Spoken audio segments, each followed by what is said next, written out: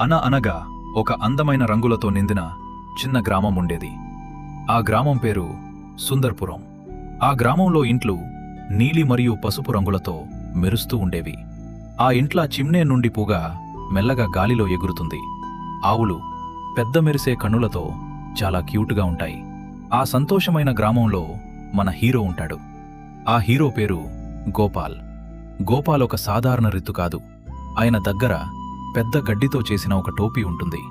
ఆయన హృదయం ఆయన పొలం కన్నా పెద్దది. ఆ గోపాల్కి ముగ్గురు ప్రియా స్నేహితులు ఉంటారు. వాళ్ళెవరు అంటే లడ్డు అంటే ఆవు అని అరుస్తుంది, టిక్కు అంటే కోడి అందరిని లేపదానికి చాలా పొదునే అని అరుస్తుంది, చుట్కీ అంటే మేక గడి తప్పితే అన్నీ తినేస్తుంది. ప్రతిరోజు ఉదయం సూర్యుడు మీలా మెల్లగా పైకి వస్తున్నాడు. గోపాల్ ప్రసన్నంగా అంటున్నాడు, గుడ్ మార్నింగ్ నా బంగారు రాజ్యం. అలా రోజురోజు సంతోషంగా గడిపుతుండగా ఒకరోజు ఒక సమస్య వచ్చింది. గోపాల్ పొలంలో పంటలు పెరగడం ఆగిపోయాయి. గోధుమ మొక్కలు బాధతో ఉన్నట్టు కనిపించింది. సన్ఫ్లవర్స్ వాంగిపోయి నిద్రాపోతున్నట్టు ఉన్నాయి. బవిలో నీళ్లు మొత్తం ఆవిరి అయిపోయాయి. గ్రామంలో ప్రజలు అందరూ కలిసి భయపడారు. ఏం చెయ్యాలి అని అందరూ అడుగుతున్నారు. గోపాల్ మెల్లగా అన్నాడు, ప్రకృతి మనతో మాట్లాడుతుంది. ఆ రాత్రి గోపాల్కి ఒక కాలాలో సుందర్పురంకి ఒక అమ్మాయి కనిపించింది. నీలిరంగుతో మెరుస్తుంది అది. నీళ్లను కాపాడుకోండి, అందరికీ సామనంగా పంచుకోండి, ఇంకా ఎక్కువ చెట్లు నాటండి అని చెప్పింది. గోపాల్ లేచి ఉత్సాహంగా అన్నాడు, నాకు అర్థమైంది.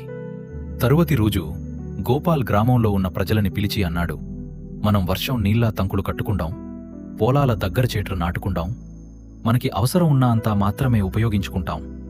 చిన్నపిల్లలు కూడా సహాయం చేశారు. గ్రామంలో వాళ్లు కలిసి తవ్వడం మొదలుపెట్టారు. పిల్లలు మొక్కలు నాటుతున్నారు. లడ్డు చిన్న బకెట్తో నీళ్లు తేసుస్తుంది. టిక్కు మట్టిలో పడిపోయాడు. అందరూ నవ్వుకున్నారు. కొన్ని రోజులు గడిచాయి. మేఘలు మెల్లగా కలిశాయి.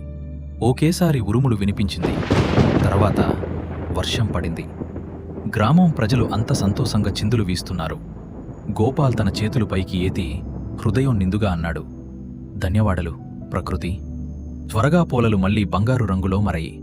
పంటలు ఎగిరిన విధానం చూస్తే అవి చప్పట్ల చేస్తుంటే అనిపిస్తుంది. సూర్యాస్తమయంలో గోపాల్ పాలలో కూచోని ఆకాశం ఆరెంజ్ మరియు పింక్ రంగులతో మరాడం చూశాడు. కవి మెల్లగా అన్నాడు, చిన్న గ్రామంలో ఒక రిత్తు పంటలు మాత్రమే కాదు, ఆశ కూడా పెరిగించాడు.